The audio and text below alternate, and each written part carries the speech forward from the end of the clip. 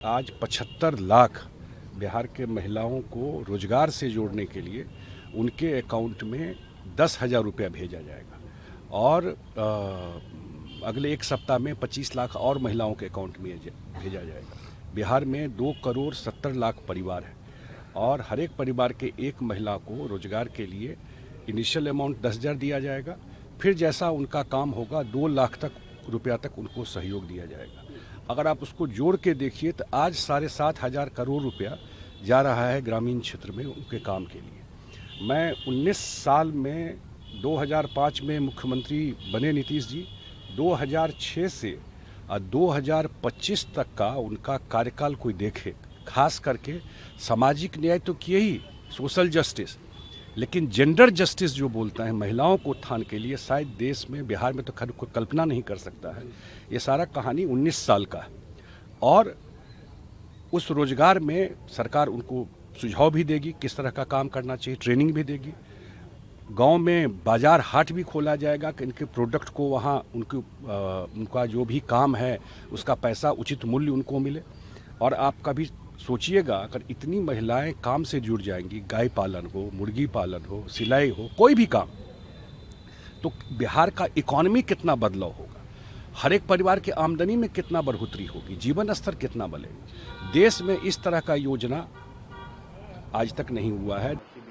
आज प्रधानमंत्री श्री नरेंद्र मोदी जी और बिहार के मुख्यमंत्री श्री नीतीश कुमार जी के कर कमलों से बिहार के प्रत्येक महिला को आज 75 लाख महिला को जाएगा और ये धीरे धीरे सभी महिला के अकाउंट में स्वरोजगार के लिए जाएगा और 10,000 रुपया प्रत्येक महिला के अकाउंट में बिहार सरकार आज भेज रही है और यह महिलाओं को सशक्तिकरण का ऐतिहासिक कदम है।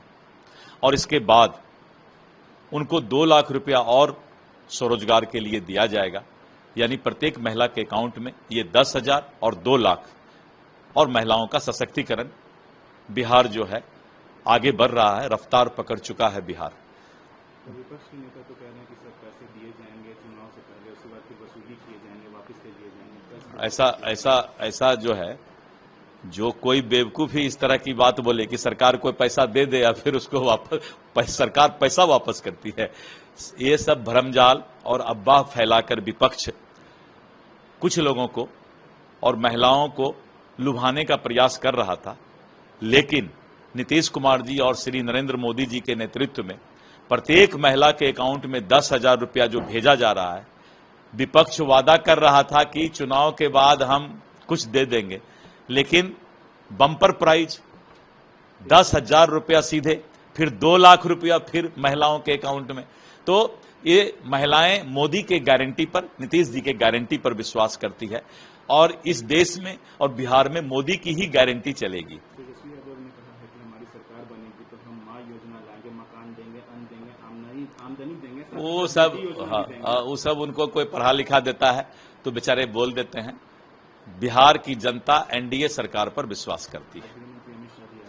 आज आदरणीय गृह मंत्री श्री अमित शाह जी का पहला कार्यक्रम बेतिया में है और फिर शाम में भारतीय जनता पार्टी के कार्यालय में उनकी शीर्षस्थ नेताओं के साथ बैठक होगी और विधानसभा चुनाव की रणनीति पर विचार किया जाएगा। बिहार की जनता प्रियंका गांधी वाड्रा को नहीं जानती है।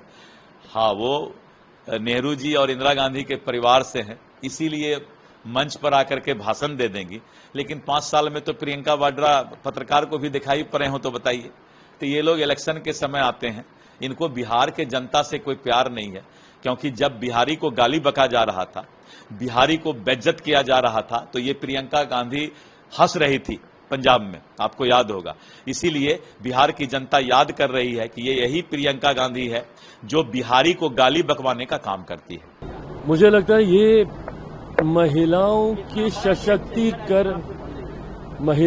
सशक्तिकरण की जब हम बात करते हैं, मुझे लगता है सही मायनों में ये वो योजना है जो महिलाओं को आत्मनिर्भर बनाने का कार्य करेंगी। ये वो योजना नहीं है जो कि उनको मंथली बेसिस पे सिर्फ एक आर्थिक मदद करेंगी, बल्कि ये वो योजना है जिसकी राशि का इस्तेमाल करके वो अपने पांव पर अपने आप को खड़ा कर सकती हैं, अपने व्यवसाय को वो स्थापित कर सकती हैं, जिससे न सिर्फ वो अपनी जीवनी बल्कि अपने पूरे परिवार का पालन पोषण कर सकती हैं।